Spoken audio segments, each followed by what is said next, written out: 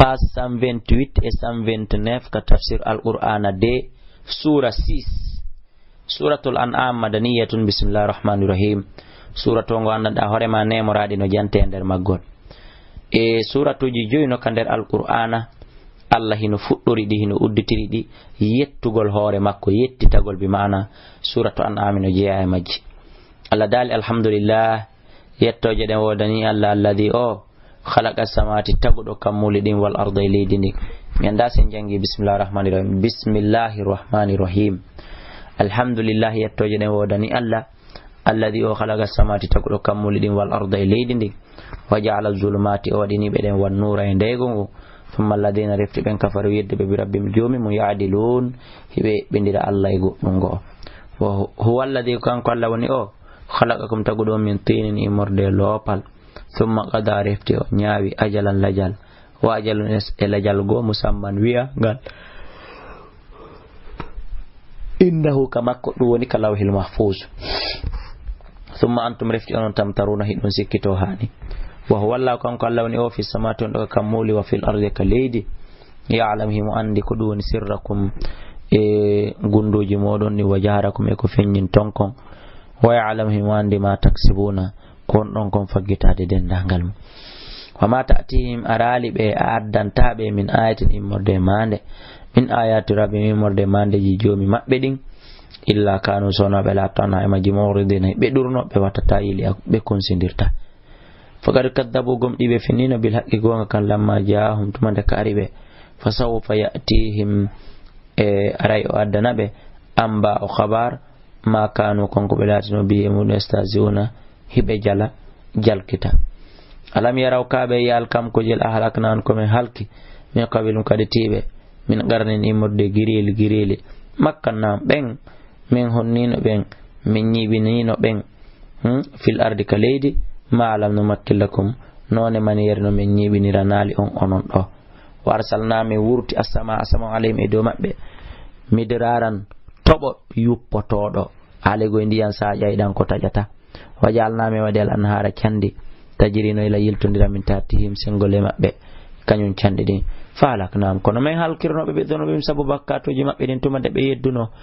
Wa ansha'na min tagi min ba'din ba mabbe qarnan akharina girili go dum mettanano men fi lorrano men sonjano men.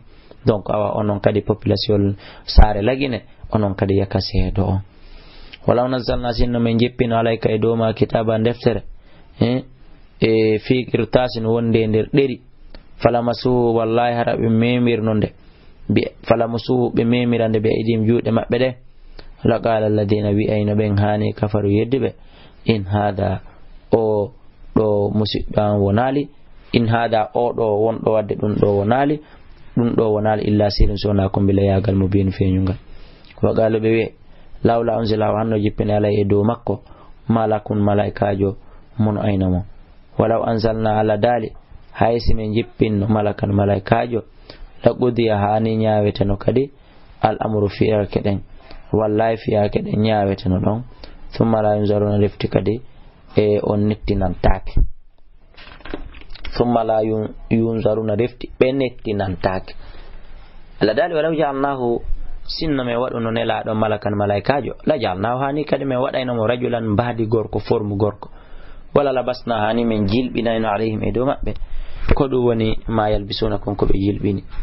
Wala qad istuzi agomdi yalama bi rusulin laabe hewbe min qablika ko tima fa ka jippi bil ladina ben sakhiru minhum jalube ma kanu minhum imorde mabbe ma kanu kon ko be lati bi mudi yastazuna be jalkita.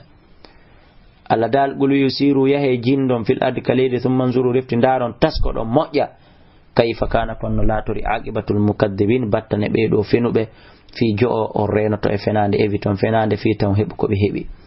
Ulwi liman ma fi samar kombo wodani kombo je be on be kamule wal arde kalidi uliyatu bi Allah ko Allah kataba ala nafsihi o farli e hore makko o windi hore makko rahmata yurmende on do yurmeten en fome la yajma'annakum e ko do woni o mobindiro yai on kadila yawmul qiyamati faade nyande dargal la rayba fi sikki wala ende nyalande.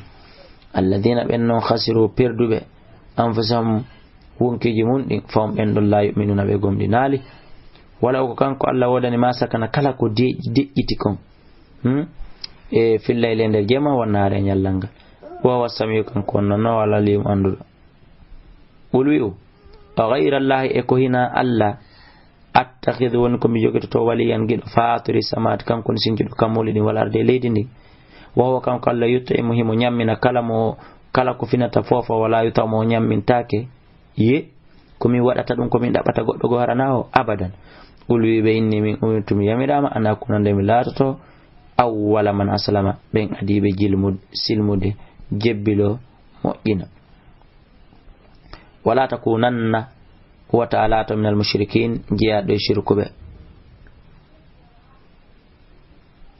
ulwi inni mi akhafu huli in asaytu rabbi sitawi mi yeddi jomi'a min haray mi huli adaba yawmin lette wonde nyalanda je min mawnude ko dum hatta mi yedda kono nano français andi ko porto nyaadi man yusraf kalamu woncita ittanu e mudu yawmadin de nyande letteten faqad rahima haray gomdi o yurmama wadhalika dun non ko dum do al-fawzul mubin woni malala mawnu ngal yalla okku engal yalla yeddo engal amin wa yamsas kallahu si Allah jogitani kema kadi be durri lorra fala kashifa lahu ala ko itto kadi e lorra on illa wasona kanko Allah wa yamsas kasi o memini ma kadi khairi majire fa kanko Allah ala kulli shay'in du kala hunde qadirun ko wawdo wa huwal qahir musibbe kanko ni foludo on fawqa ibade sengo do jiya makko ben wa huwal hakim kanko